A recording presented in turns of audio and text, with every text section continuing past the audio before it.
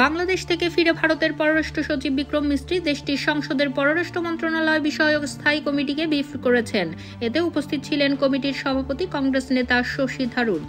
বিক্রম মিস্ত্রি কমিটিকে জানান, সোমবার ঢাকা সফরের সময় তিনি অন্তর্বর্তী সরকারকে জানিয়েছেন, ভারতের সঙ্গে বাংলাদেশের সম্পর্ক কোনো বিশেষ রাজনৈতিক দল বা সরকারের মধ্যে সীমাবদ্ধ নয়।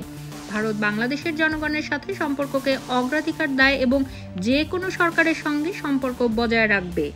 তিনি বলেন, বাংলাদেশের অন্তর্বর্তী সরকারের সমালোচনা করে শেখ হাসিনা যে বক্তব্য বিবৃতি দিচ্ছেন তা ভারত সমর্থন করে না।